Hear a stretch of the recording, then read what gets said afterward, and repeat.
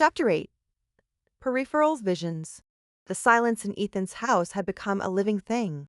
3 days had passed since the alley. 3 days since he'd returned to the wreckage of his home because he had nowhere else to go. The motels felt like traps now.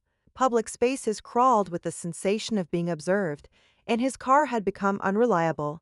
Sometimes he'd find himself miles from where he'd intended to drive, with no memory of changing direction. So he'd come back to the broken mirrors and carved symbols, to the house that had become a monument to his failure. At least here he could see the damage. At least here the horror was honest. But the silence was wrong. Houses weren't meant to be this quiet, weren't meant to absorb sound like a living throat swallowing screams. Every footstep seemed muffled, every breath dampened as if the air itself had grown thick with watching. And the peripheral visions had started.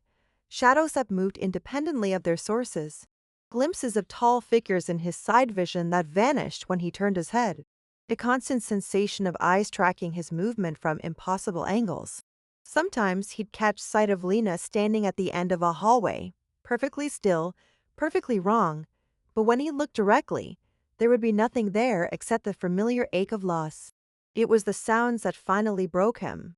On the third night, as he sat in his destroyed living room with every light in the house blazing, he heard it, a soft scraping from upstairs, like fingernails dragging across wood. The sound of someone, or something, moving through the bedrooms with deliberate patience. But Ethan knew he was alone in the house. He'd checked every room, every closet, every possible hiding place. The doors were locked, the windows were sealed, and the security system, what remained of it, showed no breaches. Yet the scraping continued, moving from room to room in a pattern that suggested methodical searching. Searching for him, that's when he made the call.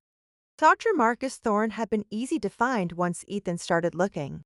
The internet was full of references to his work, academic papers on anomalous phenomena, research into what he termed perceptual parasites, and a spectacular fall from grace when the university had stripped him of tenure for pursuing unscientific methods.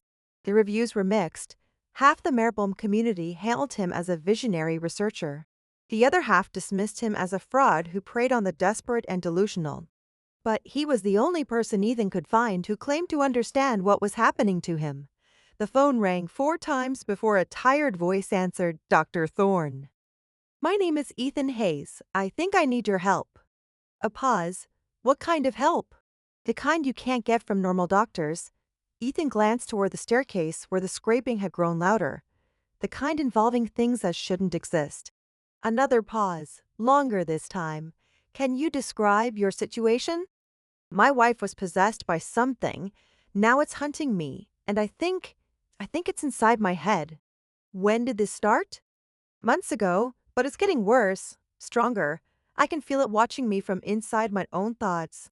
Dr. Thorne's voice sharpened with interest.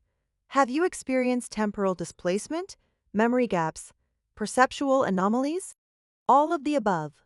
The scraping stopped abruptly, leaving the house in that unnatural silence. Can you help me or not? Where are you?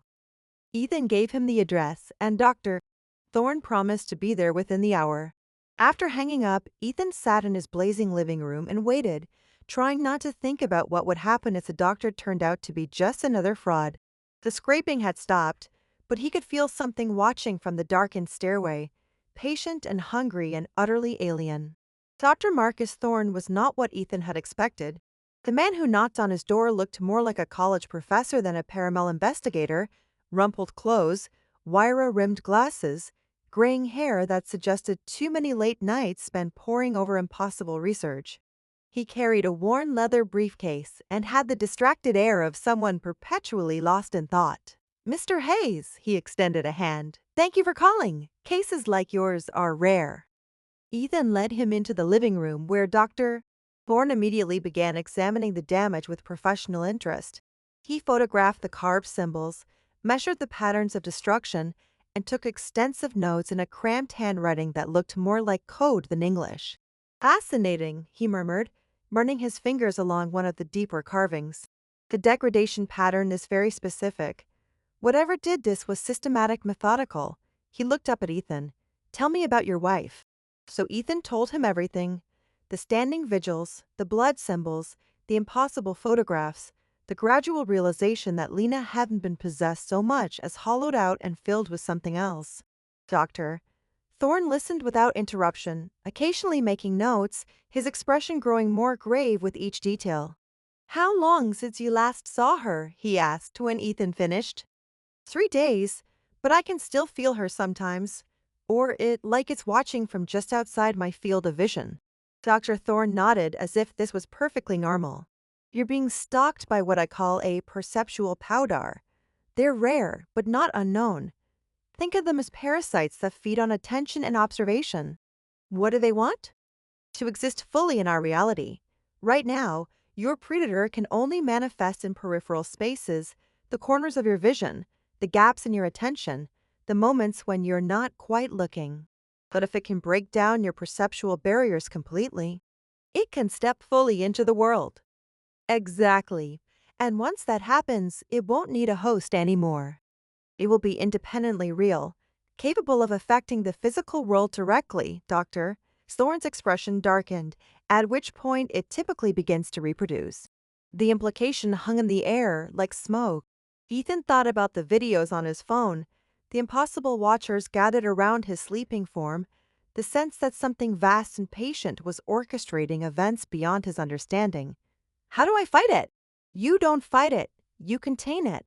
Dr. Thorne opened his briefcase and pulled out several devices that looked like modified cameras. The key is constant multi-spectrum observation. These predators can only exist in blind spots, but if you eliminate all the blind spots, if you create a space where everything is always being watched, you trap it. Theoretically, yes, but it's dangerous work. The predator will fight back, will try to break your observation protocols, and if you fail, if you give it even a moment of true inattention.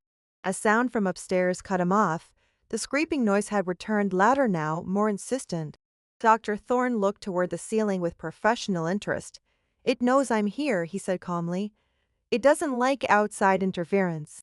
As if in response, every light in the house went out simultaneously. In the sudden darkness, Ethan heard Dr. Thorne moving with practiced efficiency, clicking on flashlights and activating his modified cameras. The devices cast strange, multicolored light that seemed to reveal details invisible to normal vision. Stay close to me, Doctor, Thorne said quietly, and whatever you do, don't look directly at anything that seems out of place. Peripheral vision only. Direct observation gives it too much power. The scraping sound was moving now, no longer confined to the upstairs, but flowing through the walls themselves like water.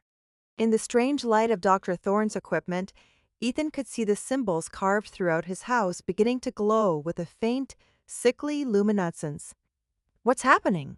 It's trying to manifest fully the presence of an expert. Someone who understands its nature is forcing it to abandon subtlety. Dr. Thorne adjusted one of his cameras, and the glow from the symbols intensified. This is good, actually. Better to face it directly than let it continue to work from the shadows.